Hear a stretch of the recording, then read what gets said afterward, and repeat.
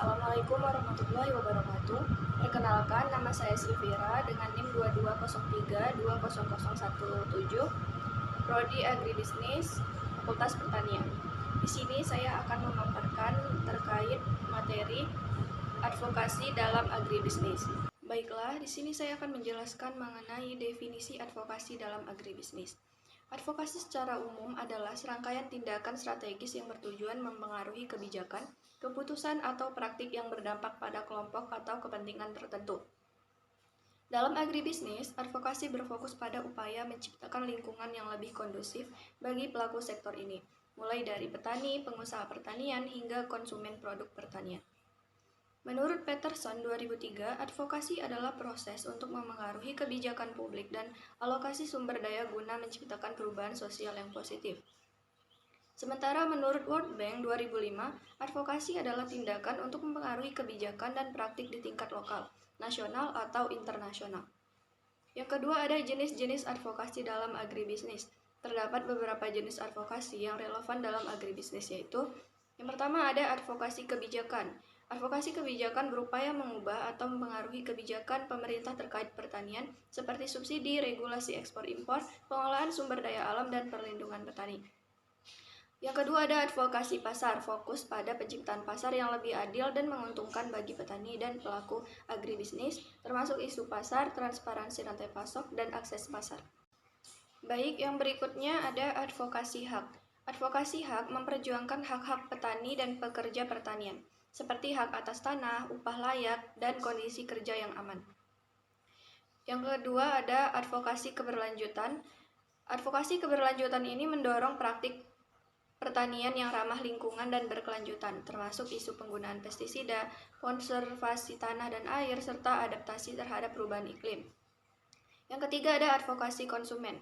Advokasi konsumen ini mengedukasi dan melindungi hak-hak konsumen produk pertanian terkait kualitas, keamanan pangan, dan informasi produk. Poin yang ketiga ada peran penting advokasi dalam agribisnis. Advokasi memiliki beberapa peran strategis dalam mendukung sektor agribisnis. Yang pertama ada meningkatkan daya tawar petani. Advokasi membantu petani menyuarakan kebutuhan dan tantangan seperti akses pasar, harga yang adil, dan informasi pasar. Melalui advokasi, petani dapat membentuk organisasi atau koperasi untuk memperkuat posisi tawar-menawar mereka dalam rantai pasok. Yang kedua ada menjadi jembatan komunikasi dengan pemerintah. Advokasi memungkinkan petani menyampaikan aspirasi terkait kebijakan pertanian, infrastruktur, bantuan modal, dan program pemberdayaan. Advokasi yang efektif dapat menghasilkan kebijakan yang lebih responsif, seperti alokasi anggaran irigasi, subsidi pupuk, atau perlindungan harga komoditas. Baik, peran advokasi pertanian yang terakhir, yaitu menyuarakan kepentingan pelaku agribisnis lain, pelaku agribisnis di tingkat pasar seperti pengolahan, distributor, dan eksportir. Juga membutuhkan advokasi untuk menyampaikan kebutuhan terkait regulasi perdagangan, standar mutu, infrastruktur logistik, dan kebijakan ekspor-impor. Yang keempat, ada perbedaan advokasi, kampanye, lobby, dan negosiasi. Advokasi biasanya lebih luas dan strategis, melibatkan penelitian, koalisi, dan komunikasi publik. Sedangkan kampanye lebih fokus pada mobilisasi massa dan peningkatan kesadaran. Lobby dilakukan secara langsung kepada pengambil keputusan. Sedangkan negosiasi adalah proses mencari kesepakatan antara pihak-pihak yang berkepentingan. Baik, di sini ada contoh praktik advokasi dalam agribisnis. Yang pertama, pembentukan koperasi petani. Melalui advokasi, petani membentuk koperasi agar dapat menegosiasikan harga lebih baik dengan pedagang atau pengolah hasil pertanian. Yang kedua, ada mendorong kebijakan subsidi. Organisasi petani melakukan advokasi agar pemerintah memberikan subsidi pupuk yang tepat sasaran dan perlindungan harga saat terjadi fluktuasi pasar. Yang terakhir ada kampanye konsumen. Lembaga advokasi konsumen mengedukasi masyarakat tentang pentingnya keamanan pangan dan transparansi informasi produk pertanian. Advokasi dalam agribisnis sangat penting untuk memperjuangkan kepentingan petani, pelaku pasar, dan konsumen. Dengan adanya advokasi yang efektif, sektor agribisnis dapat berkembang secara adil, berkelanjutan, dan responsif terhadap tantangan zaman. Baik, materi berikutnya ada isu-isu strategis agribisnis yang perlu diadvokasikan. Isu strategis agribisnis yang perlu diadvokasikan sangat penting untuk diperhatikan karena menyangkut ketahanan pangan nasional, kesejahteraan petani, keberlanjutan lingkungan, serta pemerataan pembangunan ekonomi di seluruh wilayah Indonesia. Salah satu isu utama adalah pangan lokal versus impor. Ketergantungan yang berlebihan pada impor pangan dapat mengancam kedaulatan pangan internasional. Negara menjadi rentan terhadap fluktuasi harga dan kebijakan negara pengekspor. Selain itu, impor yang tidak terkontrol, terutama pada saat panen raya domestik, dapat menekan harga produk petani lokal sehingga menimbulkan kerugian dan menurunkan minat bertani. Jika pangan lokal terus didorong, maka rantai nilai dalam negeri akan semakin kuat, lapangan kerja tercipta, dan ekonomi pedesaan bergerak lebih dinamis. Keunggulan lain dari pangan lokal adalah kontrol kualitas dan keamanannya yang lebih mudah diawasi dibandingkan produk impor yang menempuh perjalanan jauh. Untuk mengatasi masalah ini diperlukan kebijakan perlindungan pasar yang adil bagi produk pertanian lokal, seperti penyesuaian tarif impor atau penetapan kuota impor yang bijaksana. Investasi dalam produktivitas pertanian lokal juga sangat penting. Misalnya melalui penggunaan benih unggul, pembangunan irigasi, dan penyediaan pupuk. Selain itu, penguatan rantai pasok domestik akan membantu mengurangi biaya dan meningkatkan efisiensi distribusi pangan lokal. Edukasi kepada konsumen tentang pentingnya memilih produk pangan lokal dan musiman juga menjadi bagian dari advokasi yang harus dilakukan. Isu berikutnya adalah keberlanjutan dan pertanian hijau.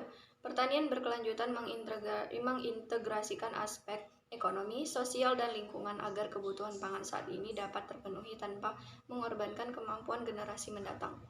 Praktik pertanian yang tidak berkelanjutan dapat menyebabkan degradasi tanah, polusi air, hilangnya keanekaragaman hayati, dan emisi gas rumah kaca. Selain itu, pertanian berkelanjutan membangun ketahanan terhadap dampak perubahan iklim seperti kekeringan, banjir, dan serangan hama penyakit baru. Pengurangan penggunaan bahan kimia berbahaya juga mendukung kesehatan konsumen dan ekosistem serta meningkatkan kualitas produk pertanian. Advokasi pada isu keberlanjutan bisa dilakukan dengan mendorong insentif dan dukungan pemerintah untuk petani yang mengadopsi praktik pertanian organik, pertanian terpadu, agroforestry, dan penggunaan energi terbarukan. Regulasi yang lebih ketat terhadap penggunaan pestisida dan pupuk kimia sintetik perlu diterapkan. Edukasi dan pelatihan bagi petani tentang praktik pertanian berkelanjutan sangat penting. Begitu juga penciptaan pasar yang lebih besar untuk produk-produk pertanian berkelanjutan dan organik. Perlindungan petani, UMKM agribisnis, dan akses pasar juga merupakan isu strategis yang perlu diadvokasikan. Petani dan UMKM sering menjadi pihak paling rentan dalam rantai nilai agribisnis. Mereka menghadapi tantangan dalam hal akses modal, teknologi, informasi, dan pasar yang adil. Perlindungan petani dan UMKM berarti perlindungan ekonomi desa dan komunitas. Dukungan bagi UMKM juga mendorong inovasi produk dan diversifikasi usaha di sektor agribisnis. Jika akses pasar adil, maka kesenjangan antara produsen kecil dan pemain besar dapat dikurangi. Advokasi pada isu ini dapat dilakukan melalui penciptaan skema pembiayaan yang mudah diakses dan terjangkau, seperti KUR khusus pertanian atau subsidi bunga. Peningkatan akses terhadap teknologi dan informasi pertanian melalui penyuluhan dan aplikasi pertanian juga sangat membantu. Pengembangan infrastruktur pasca panen dan logistik akan mengurangi kerugian pasca panen. Kemitraan yang adil antara petani atau UMKM dengan industri pengolahan atau retail besar harus difasilitasi. Perlindungan terhadap praktik monopoli atau oligopoli di pasar pertanian juga diperlukan, serta pemberdayaan kelembagaan petani seperti koperasi dan kelompok tani untuk meningkatkan daya tawar mereka. Ketimpangan logistik agribisnis di daerah 3T, yaitu terdepan, terluar, tertinggal, merupakan hambatan besar bagi pengembangan agribisnis. Biaya logistik yang tinggi menyebabkan harga produk pertanian di daerah 3T menjadi mahal bagi konsumen. Sementara harga di tingkat petani sangat rendah karena sulitnya akses ke pasar, kurangnya fasilitas penyimpanan dan transportasi yang memadai menyebabkan tingginya tingkat kerugian pasca panen. Petani di daerah 3T juga kesulitan menjual produk mereka ke pasar yang lebih luas, sehingga potensi pendapatan mereka terbatas. Mengatasi ketimpangan logistik sangat penting untuk pembangunan ekonomi yang merata di seluruh wilayah. Solusi yang dapat diadvokasikan antara lain peningkatan investasi pemerintah dalam pembangunan infrastruktur jembatan, jalan, pelabuhan, dan bandara di daerah 3T. Pengembangan pusat-pusat pengumpulan dan distribusi produk pertanian di tingkat lokal dan regional juga diperlukan. Pemberian insentif bagi perusahaan logistik untuk beroperasi di daerah 3T akan membantu distribusi produk. Pemanfaatan teknologi digital untuk informasi logistik dan manajemen rantai pasok di daerah terpencil juga didorong. Begitu juga pengembangan moda transportasi alternatif yang sesuai dengan kondisi geografis daerah tersebut. Di sini ada studi kasus mengenai advokasi pangan organik di era food estate dan digitalisasi supply chain menjadi sangat relevan. Sektor pangan organik berkembang pesat karena kesadaran konsumen akan kesehatan dan lingkungan. Namun, tantangan yang dihadapi adalah sertifikasi, biaya produksi yang lebih tinggi, dan akses pasar. Program food estate yang berorientasi pada produksi pangan skala besar seringkali berpotensi bertentangan dengan prinsip-prinsip pertanian organik dan berkelanjutan. Oleh karena itu, advokasi diperlukan agar food estate mempertimbangkan praktik berkelanjutan atau bahkan mengintegrasikan zona organik. Digitalisasi supply chain seperti penggunaan e-commerce, blockchain, dan data analitik dapat menjadi alat advokasi yang kuat untuk pangan organik dengan menghubungkan petani langsung ke konsumen, menjamin transparansi sertifikasi, dan memudahkan identifikasi pasar potensial. Advokasi juga perlu dilakukan untuk penyederhanaan proses sertifikasi organik dan pengembangan standar yang terjangkau bagi petani kecil, serta mendorong kebijakan yang mendukung pengembangan rantai nilai pada pangan organik, termasuk insentif pajak, subsidi, dan program pendidikan. Baik, materi berikutnya yaitu teknik dan strategi advokasi modern dalam agribisnis. Dalam dunia agribisnis modern, advokasi memegang peranan penting dalam memperjuangkan kepentingan petani, keberlanjutan pertanian, serta keadilan dalam kebijakan pangan dan pertahanan. Seiring perkembangan zaman dan teknologi, cara-cara advokasi juga ikut berubah. Advokasi tidak lagi sebatas pertemuan formal atau lobi kepada pejabat, melainkan telah bertransformasi menjadi gerakan luas yang melibatkan publik, teknologi digital, media, dan komunitas akar rumput. Dalam konteks agribisnis, terdapat 3 pendekatan utama yang menjadi strategi efektif dalam advokasi modern, yaitu digitalisasi advokasi, grassroots advokasi, dan media relations. Ketiganya saling terhubung dan mendukung, serta dapat dijalankan secara simultan untuk mencapai dampak yang maksimal. Nah, jadi apa sih digital advokasi itu? Digital advokasi adalah strategi advokasi yang memanfaatkan teknologi digital untuk menyuarakan isu, membangun dukungan, dan mendorong perubahan. Di era media sosial seperti sekarang, seperti platform seperti Facebook, Instagram, Twitter, YouTube, dan TikTok telah menjadi alat yang sangat efektif. Aktivis dan organisasi bisa dengan cepat menyebarkan informasi penting terkait agribisnis, seperti kebijakan yang merugikan petani, alih fungsi lahan, harga komoditas yang tidak adil, atau ancaman terhadap kedaulatan pangan. Selain menyebarkan informasi, media sosial juga digunakan untuk membangun komunitas berbasis isu. Komunitas ini bisa terdiri dari petani, mahasiswa, LSM, hingga masyarakat umum yang peduli terhadap sektor pertanian. Mereka bisa saling bertukar informasi, mendukung kampanye, dan mengorganisir aksi. Tak hanya itu, media sosial juga memungkinkan interaksi langsung dengan para pembuat kebijakan, yang kini juga aktif secara digital. Tekanan publik yang terorganisir secara daring terbukti mampu mempengaruhi opini para pemegang keputusan. Selain media sosial, digital advokasi juga mencakup petisi online. Petisi digital melalui situs seperti Change.org atau Aves telah menjadi sarana penting untuk menghimpun dukungan luas dalam waktu singkat. Ribuan bahkan jutaan tanda tangan dapat dikumpulkan dari berbagai penjuru hanya dalam beberapa hari.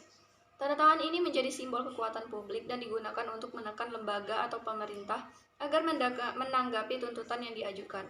Kekuatan petisi online bukan hanya terletak pada angka, tapi juga pada kecepatan dan jangkauan yang luas.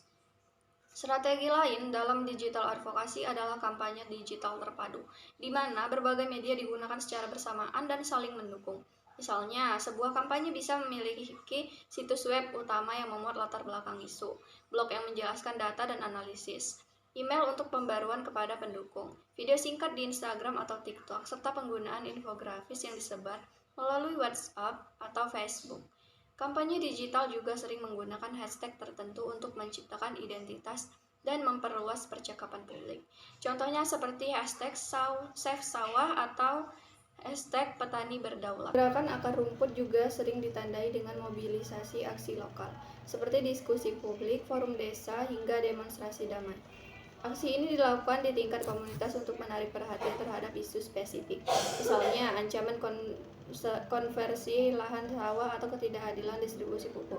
Di samping itu, kerjasama dengan organisasi masyarakat, sipil, akademisi, dan kelompok lainnya menjadi strategis penting dalam membangun koalisi yang kuat.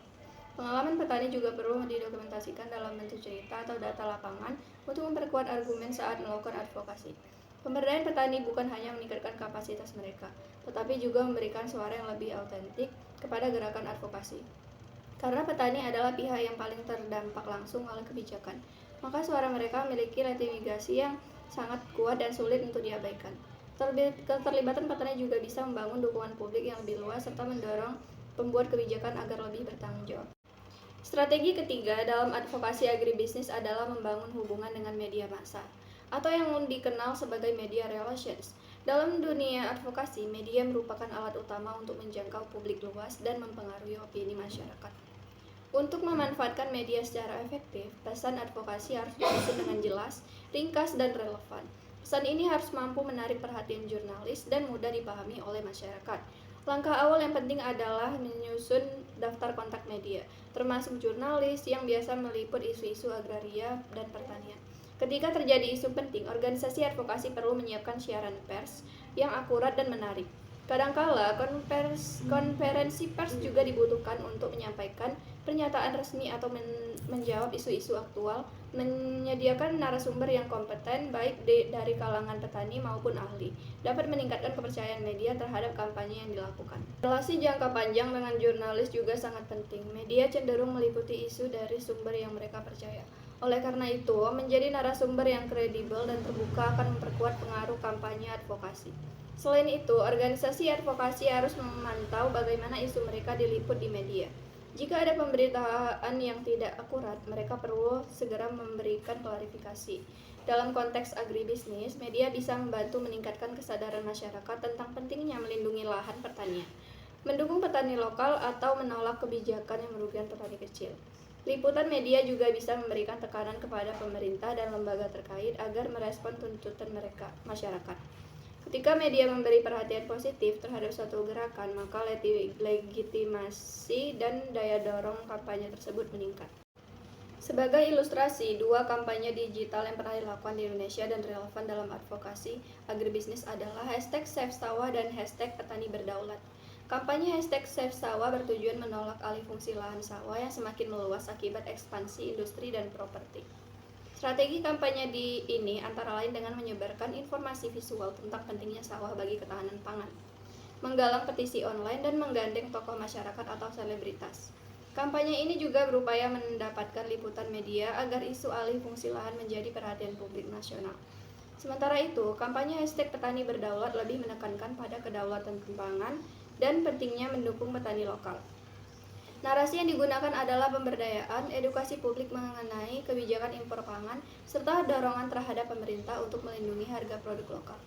Kampanye ini juga melibatkan organisasi petani dan menyebarkan konten digital yang mudah dipahami masyarakat umum. Kedua kampanye tersebut menunjukkan bahwa kombinasi strategi digital, keterlibatan komunitas, dan dukungan media mampu menciptakan tekanan sosial dan politik yang efektif. Berikutnya ada pemetaan stakeholder dan aliansi advokasi dalam agribisnis. Dalam dunia agribisnis yang kompleks dan melibatkan banyak kepentingan, keberhasilan suatu advokasi sangat bergantung pada kemampuan dalam mengenali siapa saja yang berkepentingan terhadap isu tersebut, serta bagaimana membangun kerjasama yang strategis. Oleh karena itu, dua konsep penting yang menjadi dasar dalam advokasi agribisnis modern adalah analisis stakeholder dan pembentukan koalisi. Stakeholder dapat diartikan sebagai individu, kelompok, atau organisasi yang memiliki kepentingan ataupun dapat dipengaruhi oleh aktivitas, keputusan, atau kebijakan dalam sektor agribisnis. Dalam konteks advokasi, langkah pertama yang sangat krusial adalah mengidentifikasi siapa saja stakeholder strategis, yaitu mereka yang memiliki pengaruh signifikan atau kepentingan langsung terhadap isu yang sedang diperjuangkan. Tanpa pemetaan stakeholder yang baik, advokasi bisa meleset dari target atau tidak mendapat dukungan yang cukup kuat. Stakeholder dalam agribisnis sangat beragam. Salah satu kelompok paling utama adalah pemerintah. Di dalamnya terdapat berbagai kementerian yang memiliki wewenang dan tanggung jawab berbeda. Kementerian Pertanian misalnya, bertanggung jawab atas kebijakan produksi, ketahanan pangan, dan kesejahteraan petani. Kementerian Perdagangan menangani urusan ekspor-impor, distribusi pasar, dan stabilisasi harga. Sementara Kementerian Keuangan mengatur soal subsidi dan pajak yang sangat mempengaruhi aktivitas ekonomi agribisnis. Tak kalah penting, Kementerian Lingkungan Hidup dan Kehutanan memiliki tanggung jawab atas aspek keberlanjutan dan dampak lingkungan dari praktik pertanian, serta Kementerian Koperasi dan UKM yang mendorong pertumbuhan usaha kecil dan menengah di sektor ini.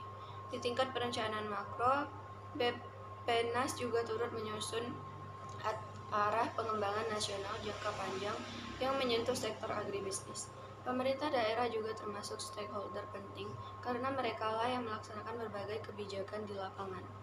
Selain pemerintah, stakeholder penting lainnya adalah asosiasi dan organisasi petani atau pengusaha agribisnis. Misalnya, asosiasi komoditas seperti Gabungan Pengusaha Kelapa Sawit Indonesia atau organisasi petani seperti KTNA. Mereka menjadi representasi langsung dari pelaku utama di sektor agribisnis. Peran koperasi juga sangat penting karena menjadi wadah kerjasama ekonomi antar petani. Di samping itu, terdapat asosiasi industri pengolahan hasil pertanian yang berperan dalam menyuarakan kepentingan sektor hilir, yaitu pengolahan dan distribusi produk hasil pertanian. Semua pihak ini punya peran strategis dalam menyampaikan aspirasi dan memperkuat posisi tawar pelaku agribisnis, terutama saat menghadapi kebijakan yang tidak berpihak pada petani kecil. Stakeholder dari kalangan media juga memiliki peran penting. Media cetak seperti koran dan majalah dapat membantu opini publik. Media elektronik seperti televisi dan radio memiliki jangkauan yang luas untuk menjangkau masyarakat secara cepat. Sementara media daring seperti portal berita dan media sosial memiliki keunggulan dalam mempercepat dan daya jangkau terhadap kelompok masyarakat yang lebih spesifik. Dalam advokasi, media bisa menjadi saluran komunikasi yang kuat untuk menyebarkan pesan, membangun kesadaran, dan memberikan tekanan kepada pembuat kebijakan melalui exposure isu-isu krusial di publik. Kalangan akademisi dan lembaga penelitian juga tidak boleh diabaikan. Universitas dan lembaga riset baik milik pemerintah maupun non-pemerintah menyediakan dasar ilmiah bagi kegiatan advokasi. Mereka menyediakan data, analisis, dan rekomendasi kebijakan yang bisa memperkuat argumen advokasi. Tenaga ahli dan konsultan juga dapat membantu menjelaskan isu teknis yang mungkin sulit dipahami oleh publik umum atau pembuat kebijakan. Peran organisasi non-pemerintah atau NGO juga sangat relevan. Ada NGO yang berfokus pada isu lingkungan dan keberlanjutan pertanian.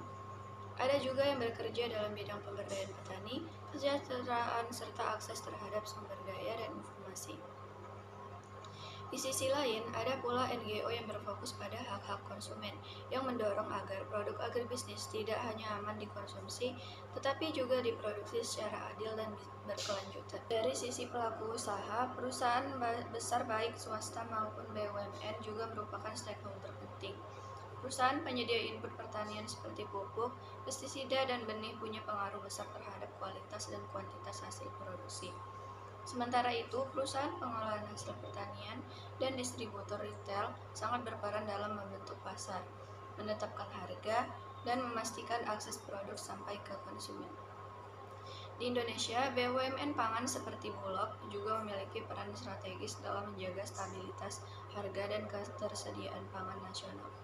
Untuk menyatukan berbagai stakeholder ini dalam satu gerakan yang solid, dibutuhkan pembentukan koalisi advokasi. Koalisi adalah aliansi yang strategis antara beberapa pihak yang memiliki kepentingan bersama terhadap isu tertentu. Dalam membangun koalisi yang efektif, langkah pertama adalah menyepakati tujuan bersama. Semua pihak dalam koalisi harus memiliki pemahaman dan komitmen terhadap isu yang ingin diperjuangkan. Setelah itu, pemetaan potensi anggota koalisi dilakukan untuk mengidentifikasi siapa yang memiliki keahlian, jaringan, sumber daya, atau pengaruh yang bisa mendukung gerakan bersama. Komunikasi antar anggota sangat penting. Setiap anggota harus tahu peran dan tanggung jawabnya. Mekanisme kerja seperti cara pengambilan keputusan, bagaimana menjalankan program, mengelola keuangan, dan mengevaluasi hasil harus disepakati bersama. Lebih jauh, koalisi yang sukses adalah yang mampu membangun kepercayaan dan hubungan baik antar anggota. Perbedaan latar belakang dan kepentingan bukanlah hambatan jika dijembatani dengan komunikasi yang terbuka dan tujuan bersama yang jelas. Masing-masing anggota juga sebaiknya memanfaatkan kekuatan dan jaringan mereka untuk mendukung upaya kolektif. Dalam pelaksanaannya, fleksibilitas menjadi penting. Koalisi harus siap beradaptasi dengan situasi yang berubah. Terakhir, untuk memperluas dampak, koalisi perlu membangun kesadaran dan dukungan publik secara kolektif melalui kampanye komunikasi bersama yang terkoordinasi. Baik, materi berikutnya adalah advokasi berbasis data dan digital tools dalam agribisnis. Advokasi dalam agribisnis tidak lagi hanya mengandalkan suara atau tekanan dari massa. Di era modern ini, keberhasilan suatu advokasi sangat ditentukan oleh kekuatan data dan pemanfaatan teknologi digital. Salah satu pendekatan yang paling efektif adalah advokasi berbasis bukti atau yang dikenal sebagai evidence-based advokasi. Dalam konteks agribisnis, data menjadi fondasi utama untuk menyampaikan klaim secara meyakinkan, mengidentifikasi akar persoalan, serta merumuskan solusi yang realistis. Ketika data digunakan secara tepat, pesan advokasi menjadi jauh lebih kuat, kredibel, dan sulit untuk diabaikan oleh pembuat kebijakan maupun masyarakat luas. Salah satu jenis data yang sangat krusial adalah advokasi agribisnis. Dalam advokasi agribisnis adalah data harga, khususnya statistik harga produsen dan konsumen. Data harga di tingkat petani misalnya dapat mencerminkan ketidakstabilan pendapatan petani akibat fluktuasi pasar, intervensi tengkulak, atau bahkan pengaruh dari kebijakan impor yang tidak berpihak. Ketika harga di tingkat petani turun drastis, tetapi harga di konsumen tetap tinggi, ini bisa menjadi bukti adanya masalah dalam rantai pasok. Mungkin karena distribusi yang tidak efisien atau bahkan indikasi praktik kartel. Di sisi lain, perbandingan harga antar daerah atau dengan harga global dapat digunakan untuk menunjukkan adanya disparitas wilayah atau ketimpangan daya saing antar produk lokal dan impor. Selain harga, data produksi juga sangat penting. Data mengenai volume produksi suatu komoditas bisa menunjukkan apakah sektor tersebut sedang mengalami pertumbuhan atau kemunduran. Penurunan produksi seringkali menjadi sinyal adanya persoalan struktural seperti keterbatasan lahan, perubahan iklim, kurangnya insentif bagi petani, atau buruknya akses terhadap teknologi. Sementara itu, data produktivitas lahan bisa menjadi dasar untuk mendorong kebijakan peningkatan efisiensi produksi, misalnya melalui program penyuluhan, bantuan benih unggul, atau perbaikan sistem irigasi. Bahkan informasi teknis seperti tingkat adopsi varietas unggul atau penggunaan benih bersertifikat bisa dijadikan indikator keberhasilan atau kegagalan kebijakan pertanian sebelumnya. Untuk melengkapi data harga dan produksi, advokat juga harus memahami data supply and demand. Jika data menunjukkan adanya kekurangan pasokan domestik, maka hal itu bisa digunakan sebagai justifikasi untuk sementara membuka keran impor. Sebaliknya, jika terdapat surplus produksi, maka data tersebut harus dimanfaatkan untuk mendesak pemerintah membuka pasar ekspor baru, memperluas fasilitas pengolahan pasca panen, atau memberlakukan sistem penyangga harga untuk melindungi petani dari kerugian.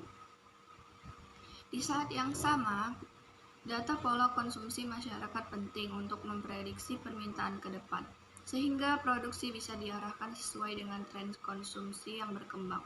Namun, data dalam advokasi juga tidak hanya bertaut pada aspek ekonomi atau teknis saja. Data sosial ekonomi petani, seperti pendapatan keluarga petani, tingkat pendidikan, akses terhadap fasilitas pertanian, dan kondisi tempat tinggal juga sangat relevan. Ini bisa menunjukkan sejauh mana kebijakan selama ini berdampak pada kesejahteraan petani. Selain itu, data lingkungan seperti degradasi tanah, penggunaan air yang berlebihan, atau emisi gas rumah kaca akibat praktik pertanian tertentu menjadi sangat penting dalam rangka mendorong transisi ke sistem pertanian yang lebih berkelanjutan. Data lain yang tidak kalah penting adalah akses pasar, termasuk kondisi infrastruktur jalan, transportasi, dan fasilitas penunjang pasar di daerah pedesaan. Untuk memaksimalkan semua potensi data tersebut, saat ini tersedia berbagai tools di digital yang sangat berguna dalam mendukung kegiatan advokasi. Misalnya, Google Trends bisa digunakan untuk mengetahui topik-topik apa saja yang sedang banyak dicari oleh masyarakat terkait agribisnis. Jika kita menemukan bahwa pencarian tentang harga cabai naik sedang meningkat tajam, maka itu adalah momentum yang tepat untuk meluncurkan kampanye atau pernyataan publik yang relevan. Ini penting karena advokasi akan jauh lebih efektif jika disampaikan pada saat isu tersebut sedang ramai dibicarakan. Selain itu, analitik media sosial seperti Twitter, sekarang dikenal sebagai X, dapat membantu dalam mengevaluasi seberapa besar dampak dari kampanye yang telah dijalankan. Dengan melihat jumlah impresi, retweet, komentar, dan keterlibatan pengguna, kita dapat menilai apakah pesan advokasi kita sampai ke target yang diinginkan. Kita juga bisa mengetahui hashtag mana yang paling efektif atau siapa saja tokoh publik yang punya pengaruh besar dan bisa diajak bekerja sama untuk menyuarakan isu tertentu. Dalam hal pembuatan konten, dua aplikasi yang sangat populer dan mudah digunakan adalah Canva dan CapCut. Canva adalah platform desain grafis yang memungkinkan siapapun membuat infografis, poster, pamflet, dan banner media sosial tanpa harus punya keahlian desain profesional.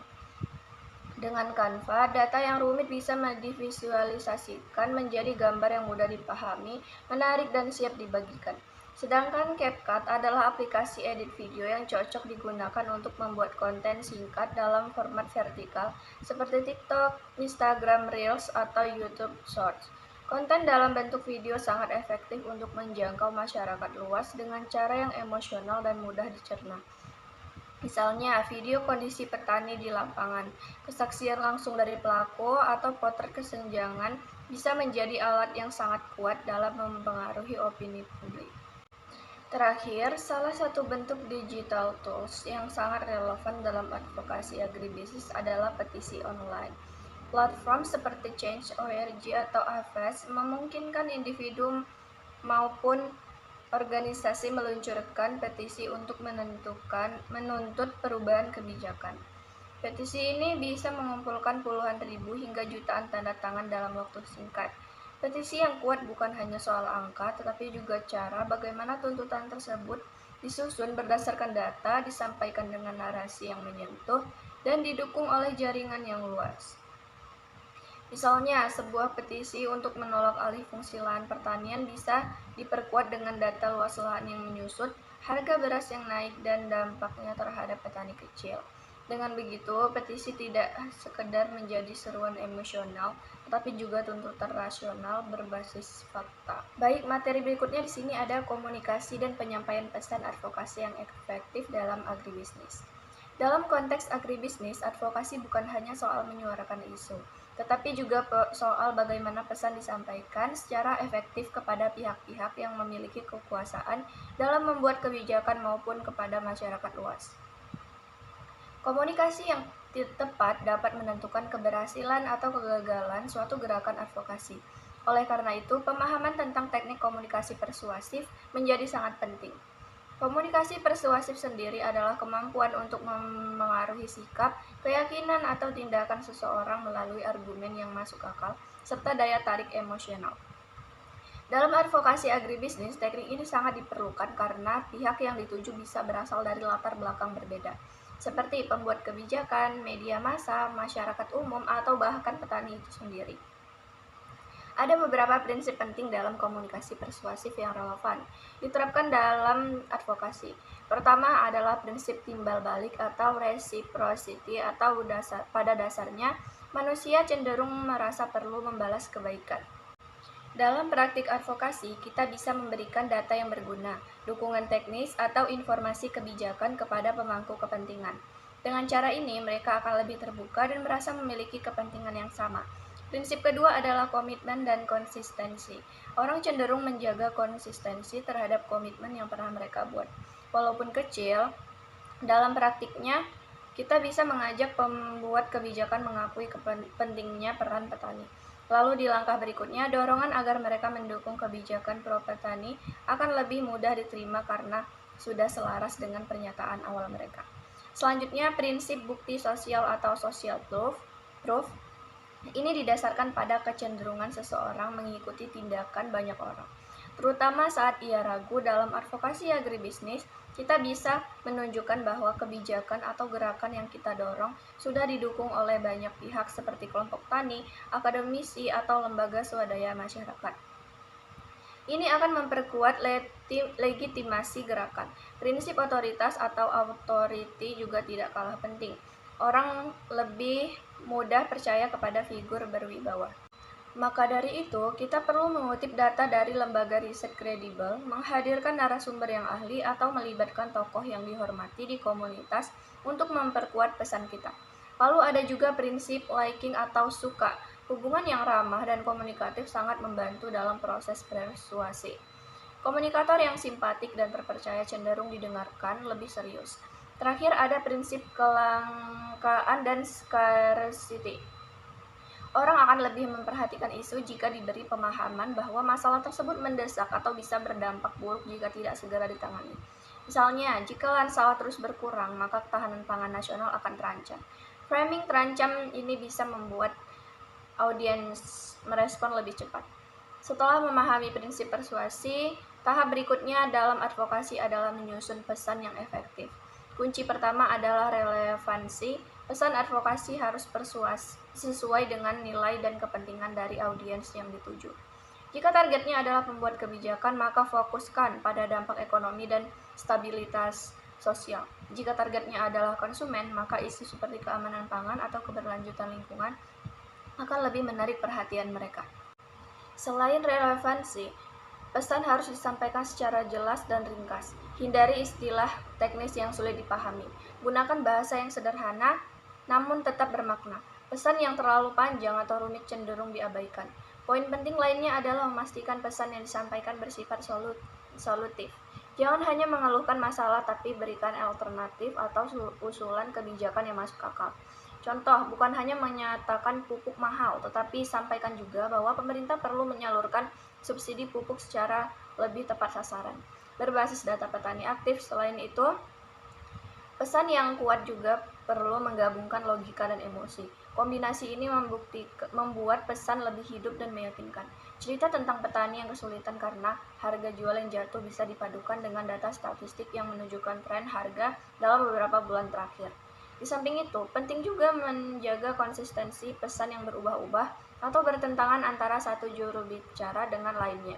Bisa menurunkan kredibilitas advokasi. Komunikasi yang efektif juga bergantung pada pemilihan saluran yang tepat. Ini harus disesuaikan dengan siapa audiensnya. Untuk pembuat kebijakan, komunikasi tatap muka, forum resmi, atau laporan kebijakan mungkin lebih efektif. Sementara untuk generasi muda atau konsumen umum, media sosial seperti Instagram, TikTok, dan YouTube bisa menjadi pilihan utama. Untuk petani di desa, radio lokal atau pertemuan kelompok tani bisa menjadi saluran komunikasi yang paling sesuai. Selain itu, karakter pesan juga perlu dipertimbangkan. Jika pesannya kompleks, gunakan laporan atau presentasi. Jika singkat dan mendesak, gunakan siaran pers atau kampanye daring. Salah satu pendekatan yang semakin banyak digunakan dalam advokasi modern adalah storytelling berbasis data, yaitu menyampaikan pesan melalui cerita yang diintegrasikan dengan data. Pendekatan ini sangat efektif karena mampu menghubungkan aspek emosional dan rasional sekaligus. Data yang berdiri sendiri bisa terasa kaku dan sulit dipahami. Namun jika disampaikan dalam konteks cerita, data menjadi lebih hidup. Cerita bisa membangun empati, menyederhanakan persoalan yang kompleks, dan membantu audiens memahami dampak langsung dari sebuah kebijakan atau kondisi di lapangan. Misalnya, daripada sekedar menyebut angka, akan lebih menyentuh jika kita mengatakan, Pak Rudi, seorang petani jagung di Grobogan, mengalami penurunan pendapatan 50% karena harga jual turun drastis. Data dari BPS membuktikan bahwa harga jagung memang turun 45% dalam 3 bulan terakhir. Cerita seperti ini lebih mudah diingat dan mengugah. Dalam menyusun storytelling berbasis data, ada beberapa elemen penting yang perlu diperhatikan. Pertama, adalah tokoh utama dalam cerita. Ini bisa berupa petani kecil, pelaku UMKM agribisnis, atau konsumen yang terdampak kebijakan. Kedua, identifikasi masalah atau konflik yang mereka hadapi. Bisa berubah harga yang anjlok, gagal panen, atau sulitnya mengakses modal. Data digunakan untuk menunjukkan skala dan beratnya masalah tersebut. Ketiga, ceritakan apa yang dilakukan tokoh dalam menghadapi situasi tersebut. Apakah mereka berinovasi, membentuk koperasi, atau mencari jalur pemasaran baru. Keempat, sampaikan solusi yang sedang atau bisa diadvokasikan, dan berikan harapan tentang hasil yang mungkin tercapai jika solusi itu diimplementasikan. Semua ini harus didukung dengan data yang terintegrasi, bukan hanya ditempel di akhir cerita. Visualisasi seperti grafik atau infografis juga bisa menambah kekuatan narasi. Sebagai penutup, dalam praktiknya, storytelling berbasis data dalam advokasi agribisnis bisa diwujudkan dalam berbagai bentuk. Misalnya, video dokumenter pendek yang menampilkan perjuangan petani di daerah terpencil. Dilengkapi dengan data minimnya infrastruktur, bisa juga berupa infografis interaktif yang menceritakan perjalanan satu desa menuju pertanian berkelanjutan, disertai data peningkatan atau pendapatan atau pengurangan emisi karbon. Testimoni langsung dari petani pun sangat efektif, apalagi jika diperkuat dengan statistik. Laporan advokasi pun kini disusun dengan cara yang lebih komunikatif, diawali dengan narasi, dilanjutkan dengan analisis data, dan diakhiri dengan rekomendasi kebijakan. Yang tidak kalah penting, setiap narasi harus memiliki call to action, ajakan nyata kepada audiens untuk melakukan sesuatu seperti menandatangani petisi, mendukung kebijakan, membeli produk lokal, atau menghubungi wakil rakyat mereka. Baik, materi terakhir mengenai manajemen krisis dalam advokasi agribisnis. Dalam dunia advokasi agribisnis, krisis adalah sesuatu yang tidak bisa dihindari. Krisis bisa muncul sewaktu-waktu dan dalam berbagai bentuk. Oleh karena itu, penting bagi setiap pelaku advokasi untuk memahami dan menerapkan prinsip manajemen krisis. Secara sederhana, manajemen krisis dalam konteks advokasi agribisnis adalah serangkaian langkah yang dirancang untuk mempersiapkan diri, merespons secara cepat, dan pulih dari kejadian tak terduga yang dapat merugikan tujuan advokasi, kredibilitas organisasi, atau kelompok masyarakat yang sedang diwakili. Tujuan utama dari manajemen krisis adalah meminimalkan dampak negatif dan jika memungkinkan mengubah krisis menjadi peluang untuk memperkuat posisi advokasi itu sendiri. Ada berbagai jenis krisis yang dapat terjadi dalam praktik advokasi agribisnis. Salah satunya adalah krisis akibat berita hoaks terkait harga pangan. Misalnya, ketika beredar informasi palsu tentang lonjakan harga beras yang tidak akurat. Hal ini bisa menimbulkan kepanikan di tengah masyarakat, konsumen menyerbu pasar, harga melonjak tidak terkendali, dan pemerintah bisa saja menetapkan kebijakan harga yang justru merugikan petani. Kelompok advokasi yang tadinya memperjuangkan kesejahteraan petani bisa disalahkan atau kehilangan kepercayaan publik. Krisis lain bisa datang dari kebijakan dadakan seperti larangan ekspor atau impor tanpa perencanaan matang.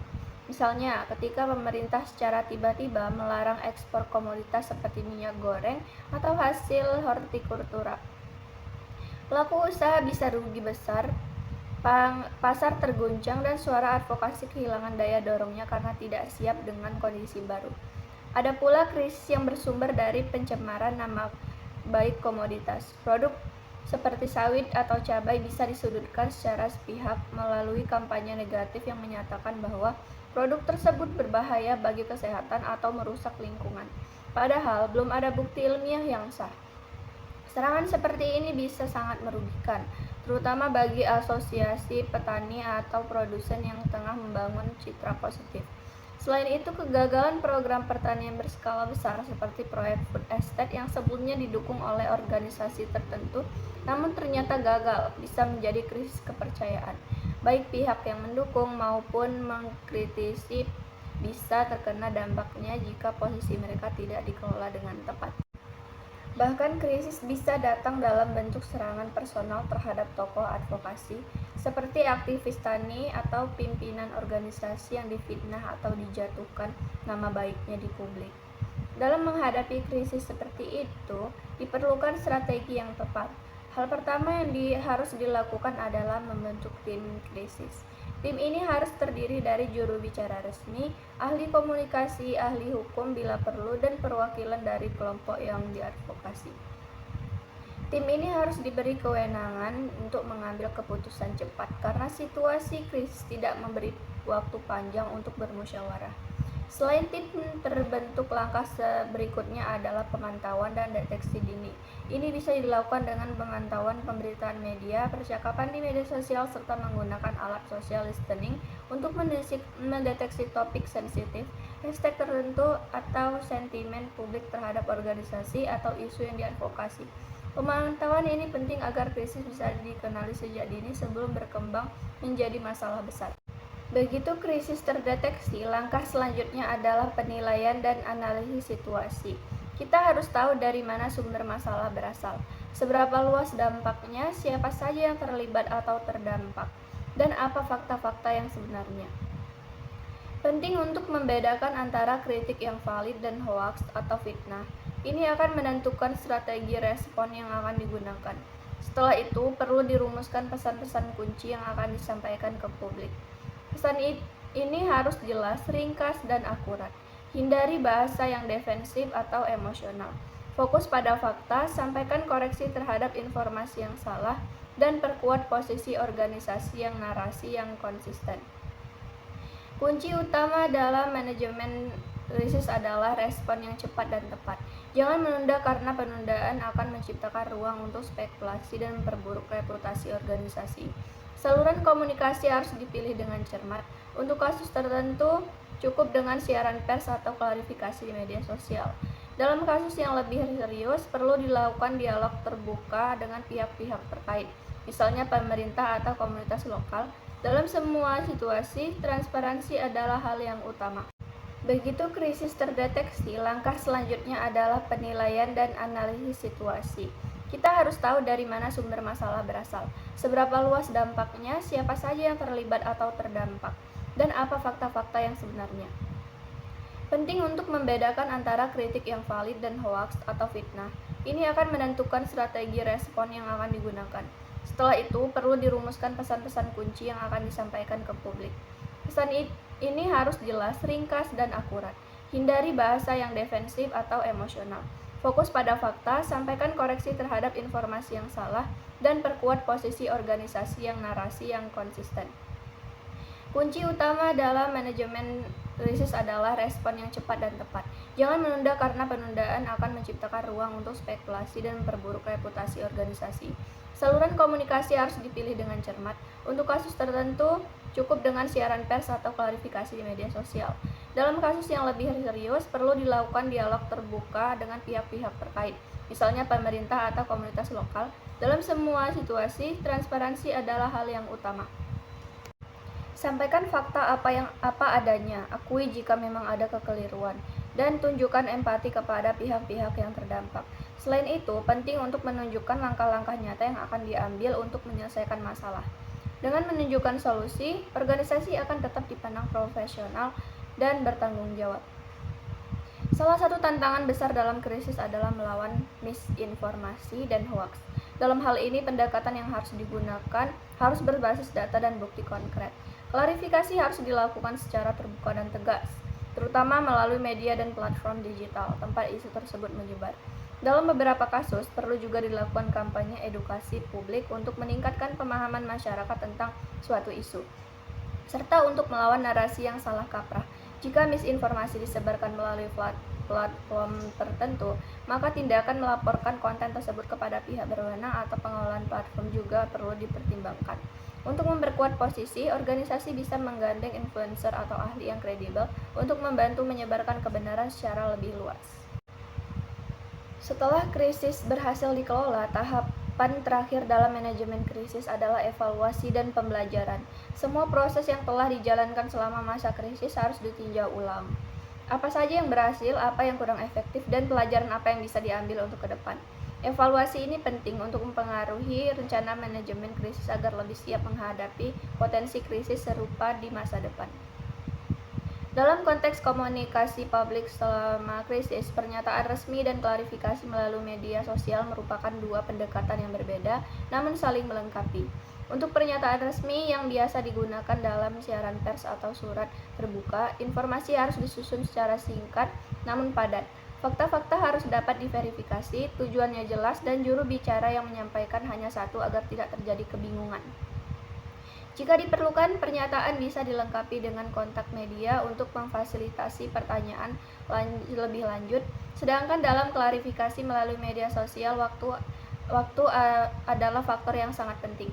Respon harus cepat, menggunakan bahasa yang sesuai dengan karakter platform, tetap profesional dan ringkas. Visualisasi seperti infografis sangat membantu dalam menjelaskan informasi yang kompleks secara mudah. Gunakan juga hashtag yang relevan agar pesan menjangkau audiens yang lebih luas. Terakhir, bersiaplah menghadapi interaksi dari publik, baik dalam bentuk komentar, pertanyaan, maupun kritik.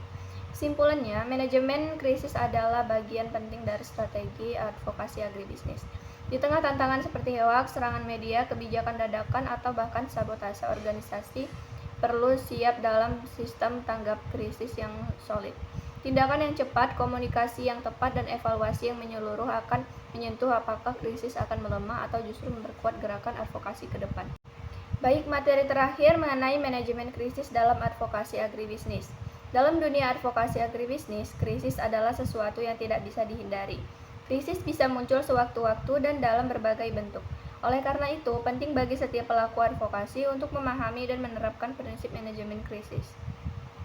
Secara sederhana, manajemen krisis dalam konteks advokasi agribisnis adalah serangkaian langkah yang dirancang untuk mempersiapkan diri, merespon secara cepat, dan pulih dari kejadian tak terduga yang dapat merugikan tujuan advokasi, kredibilitas organisasi atau kelompok masyarakat yang sedang diwakili. Tujuan utama dari manajemen krisis adalah meminimalkan dampak negatif dan jika memungkinkan mengubah krisis menjadi peluang untuk memperkuat posisi advokasi itu sendiri. Ada berbagai jenis krisis yang dapat terjadi dalam praktik advokasi agribisnis. Salah satunya adalah krisis akibat berita hoaks terkait harga pangan. Misalnya, ketika beredar informasi palsu tentang lonjakan harga beras yang tidak akurat. Hal ini bisa menimbulkan kepanikan di tengah masyarakat, konsumen menyerbu pasar, harga melonjak tidak terkendali, dan pemerintah bisa saja menetapkan kebijakan harga yang justru merugikan petani.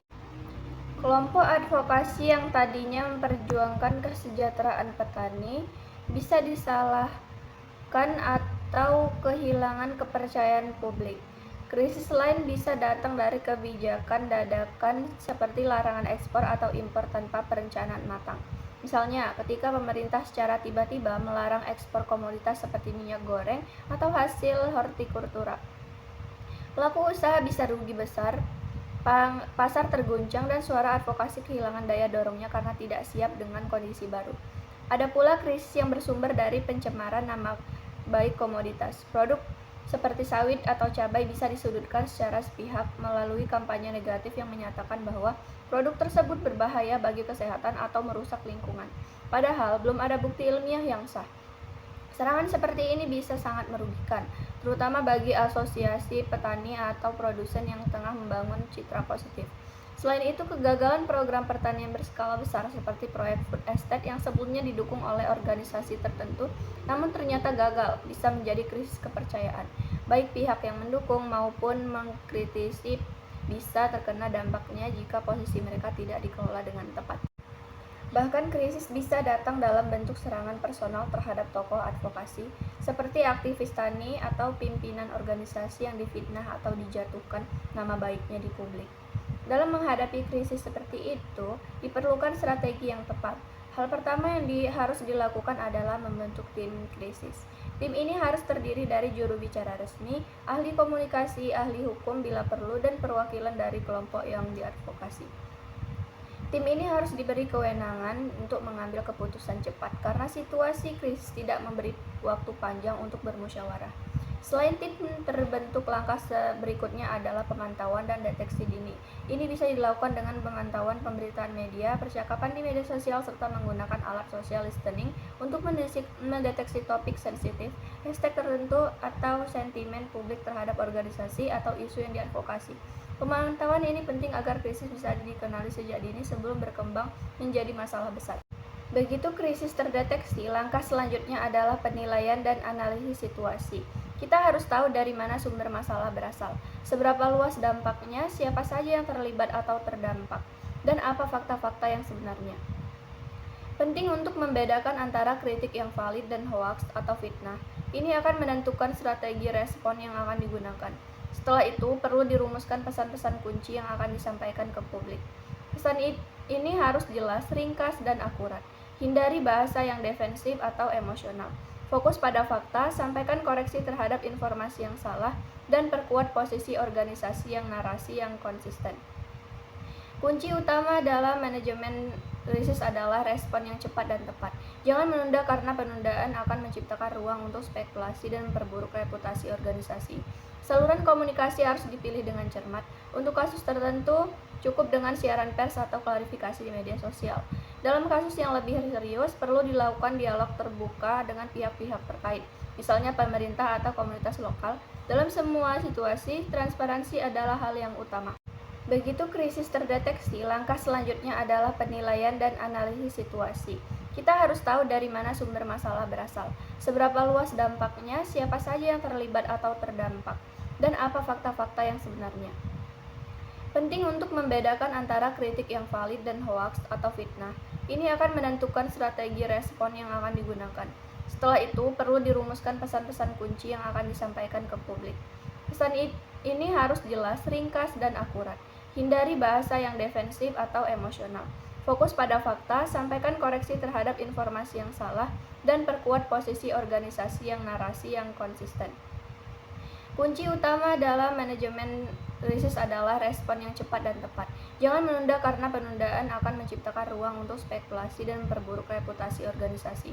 Saluran komunikasi harus dipilih dengan cermat.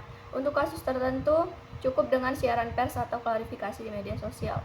Dalam kasus yang lebih serius, perlu dilakukan dialog terbuka dengan pihak-pihak terkait, misalnya pemerintah atau komunitas lokal. Dalam semua situasi, transparansi adalah hal yang utama. Sampaikan fakta apa adanya, akui jika memang ada kekeliruan, dan tunjukkan empati kepada pihak-pihak yang terdampak. Selain itu, penting untuk menunjukkan langkah-langkah nyata yang akan diambil untuk menyelesaikan masalah. Dengan menunjukkan solusi, organisasi akan tetap dipandang profesional dan bertanggung jawab. Salah satu tantangan besar dalam krisis adalah melawan misinformasi dan hoaks. Dalam hal ini, pendekatan yang harus digunakan harus berbasis data dan bukti konkret. Klarifikasi harus dilakukan secara terbuka dan tegas, terutama melalui media dan platform digital tempat isu tersebut menyebar.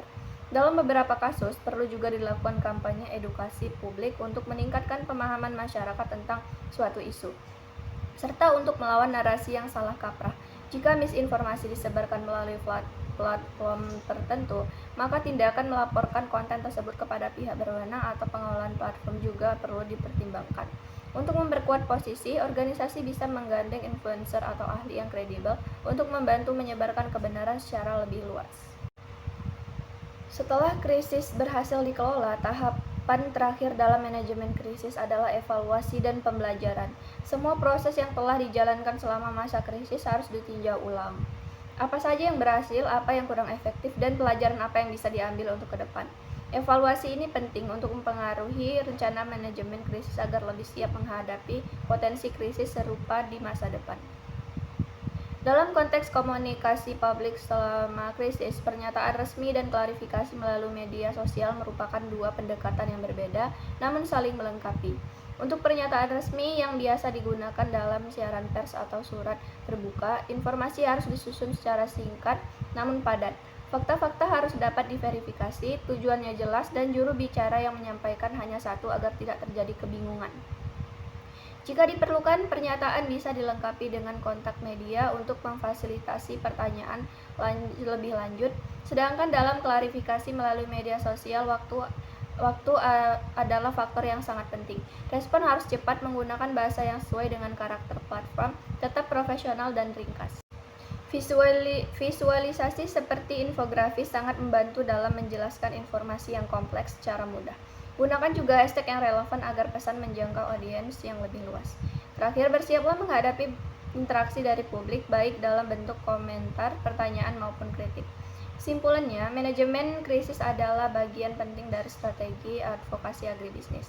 Di tengah tantangan seperti hoaks, serangan media, kebijakan dadakan, atau bahkan sabotase organisasi, perlu siap dalam sistem tanggap krisis yang solid. Tindakan yang cepat, komunikasi yang tepat, dan evaluasi yang menyeluruh akan menyentuh apakah krisis akan melemah atau justru memperkuat gerakan advokasi ke depan. Nah, jadi itu dia pemaparan materi dari saya.